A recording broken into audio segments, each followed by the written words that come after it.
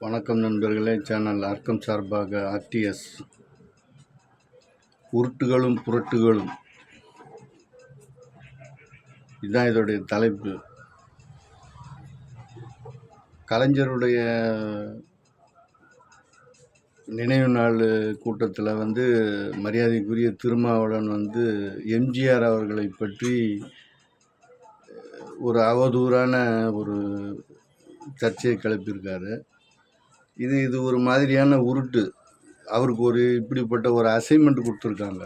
என்னன்னாக்கா, அங்கே பார்த்தீங்கன்னாக்கா, தமிழ்நாட்டில் பார்த்தீங்கன்னாக்கா, எங்கே பார்த்தாலும் ஆணவ கொலை, கற்பழிப்பு இந்த மாதிரி விஷயங்கள் இப்படி போட்டிகிட்டு இருக்கும்போது மீடியாவில் போட்டு ஏதாவது ஒன்று உருட்டணும் புரட்டணும் அப்படின்றதுக்காக எல்லாம் அதை பற்றியே பேசுவாங்க. அப்படின்றதுக்காக நாம் அதை பற்றி பேசுறதுக்கு வரல. ஏன்னாக்கா, அவர் இருந்த மேடை ஒரு வார்த்தை பேரறிஞர் அண்ணா பாணியில் சொல்லணும்னு சொன்னாக்கா, மலை ஜலம் கழிக்கும் இடத்திலே நாம் மல்லிகை மனத்தை எதிர்பார்க்க முடியாது. இதுதான் அதுக்கு அவருடைய அந்த பேச்சுக்கு இது ஒரு சின்னதான ஒரு கண்டனம். இதுதான் பேரறிஞர் அண்ணா அவரை பற்றி அவதூறான கருத்துக்களை பதிவு செய்யும் போது அவர் சொன்ன வார்த்தையை தான், அதே தான் எம்ஜிஆர் பற்றி சொல்லும்போது நாமும் அதே தான் சொல்கிறோம். மலை ஜலம் கழிக்கும் இடத்திலே இருந்து கொண்டு நாம் மல்லிகை மனத்தை எதிர்பார்க்க முடியாது. இதோட முடிச்சுக்குவாங்க. பார்த்தீங்கன்னாக்கா, இன்றைக்கி பார்த்தீங்கன்னாக்கா, சென்ற தேர்தலில் ஒரு உருட்டுனாங்க. நேராக போய் டீ சாப்பிட்டாங்க, பிரியாணி சாப்பிட்டாங்க. அந்த மக்களோட உக்காந்துட்டு வாக்குறுதி வேறு கொடுத்தாங்க. வாக்குறுதி கொடுத்துட்டு இப்போ அந்த மக்கள் இப்போ 10வது நாளாக அங்கே மாநகராட்சி முன்னாடி உக்காந்துட்டு இருக்காங்க. அவர்களுக்கு மிரட்டல். ரெண்டாவது சேகர் பாபு வராரு. அங்கே அவர் கேட்குறாரு பத்திரிக்கைக்காரங்களை பார்த்து, நீ பத்திரிக்கைக்காரனா, நான் பத்திரிக்கைக்காரங்கிட்ட பேசுகிறேன் அப்படின்னு சொல்கிறாரு.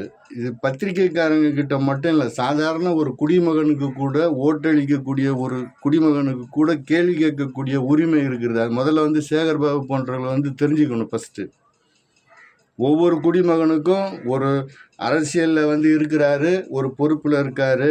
இவர் ஒரு சட்டமன்ற உறுப்பினர், ஒரு அமைச்சர் அப்படின்னும் போது ஒரு கேள்வி கேட்கும் பட்சத்தில் மக்கள் கேள்வி கேட்பாங்க. அது பதில் சொல்லக்கூடிய இடத்துல தான் அவர் இருக்கார். முதல்ல அது தெரிஞ்சுக்கணும். அடுத்ததுக்கு வரும். இதை பார்த்தீங்கன்னாக்கா, இந்த மாதிரி சீமான் வந்தார். சீமான் பார்த்துட்டு உங்களுக்கு நான் குரல் கொடுப்பேன் சொன்னால், அவர் எந்த கூட்டணியும் இல்லை. அவர் தனிப்பட்ட இதில் அவர் போனார். இங்கே பார்த்தீங்கன்னா, அதே மாதிரி தாவைக்கால பார்த்துட்டு போயிருக்காங்க. ரெண்டாவது இவங்க இந்த கூட்டணியை சேர்ந்தவங்க போய் அங்கே போய் ஏன் இந்த மக்களை ஏன் போய் சந்திக்கிறாங்க? இன்றைக்கி கூட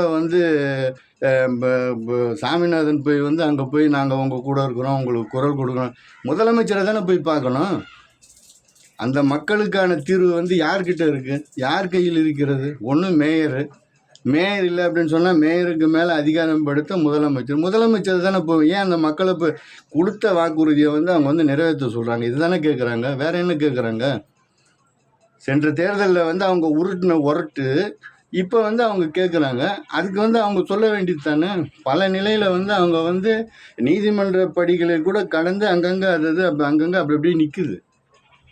திடீர்னு அவங்கள நீ வேலை இல்லை அப்படின்னு சொன்னால், ஒரு ஆள் 2 ஆளா 2000 பேர் அங்கே இருக்கிறத பார்த்தாக்கா, நமக்கு அவங்களுடைய அந்த கூக்குரல்கள்லாம் இப்போ பக்கத்தில் இருக்கக்கூடிய ஒரு கூலி திரைப்படத்துக்கான விழாவுக்கு போகிற உதயநிதி காதில் விழவில்லையா?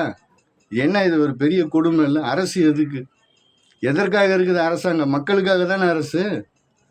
மக்களினுடைய அந்த இதை உன்னால் செவி சாய்க்க முடியலனாக்கா, உனக்கு எதுக்கு அந்த அதிகாரம், எதுக்கு அந்த பதவி? அம்படிப்பட்டு சாகும் தருவாயில் இருந்த பீஷ்மர் தர்மருக்கு சொல்கிறாரு, ஒரு ஆட்சியாளன் எப்படி இருக்கணும் அப்படின்னு சொல்லிட்டு. கருவில் இருக்கக்கூடிய ஒரு தாய் அந்த சிசு விரும்புவதை எப்படி சாப்பிட்றாலோ அதே மாதிரி இருக்க வேண்டும் ஒரு ஆட்சியாளன் சொல்லிட்டு சாகக்கூடிய தருவாயில் தர்மருக்கு அறிவுரை சொல்கிறாரு பீஷ்மர். அப்போ ஒரு ஆட்சியாளன் எப்படி இருக்க வேண்டும்? ஒரு முதலமைச்சர் எப்படி இருக்க வேண்டும்? முதல்ல நீ போய் எம்என் ராஜத்தை போய் சந்திக்கிறீங்க. எம்எல் ராஜவங்க வயசான நேரத்தில் மரகண்டு 90 வயசில் அவங்க நான் முதலமைச்சரை பார்க்கணும், நான் வைக்கிறேன். அவங்க வீட்டுக்கு நேராக போகிற அந்த மக்களை போய் சந்திக்கிறதுக்கு, அந்த மக்களை ஆசுவாசப்படுத்துவதற்கு, தொடர்ந்து அவங்களுடைய பணியை அவங்க செய்கிறதுக்கு, அதுக்கான வேலையில் முதல்ல அவர் செய்யணும். என்ன இது? அப்புறம் இவருக்கு எதுக்கு இந்த பதவி? நடிகர் நடிகைங்களை போய் பார்க்கறதுக்கு தான் இவர் வந்து இந்த பதவியில் உட்காந்துருக்காரா? நாம் வந்து இது இது இது என்ன சொல்கிற, கூட்டணி கட்சி, அவங்க கூட்டணியில் இருக்க திருமாவளவன் போய் நேராக போய் முதலமைச்சரெலாம் போய் பார்க்கணும்.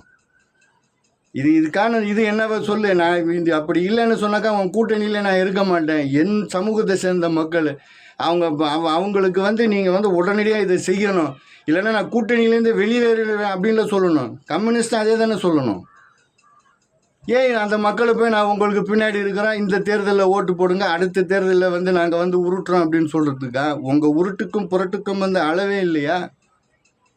முதல்ல போய் கூட்டணி கட்சிக்காரங்களாம் வந்து அந்த மக்களை சந்திக்காத முதலமைச்சரை சந்தித்து அந்த மக்களுக்கான வந்து தீர்வை உண்டு பண்ணி அவங்கள வந்து நிரந்தர பணி இல்லைன்னா தற்காலிகமாக வந்து ஏற்கனவே அவங்க வந்து செஞ்சுட்டு இருந்த வேலைகளை வந்து அவங்க வந்து தொடர்ந்து செய்யறதுக்கு நீங்கள் முதல்ல வந்து அந்த வேலையை செய்யுங்க என்று இந்த காணொலி வாயிலாக கேட்டுக்கொள்கிறேன்.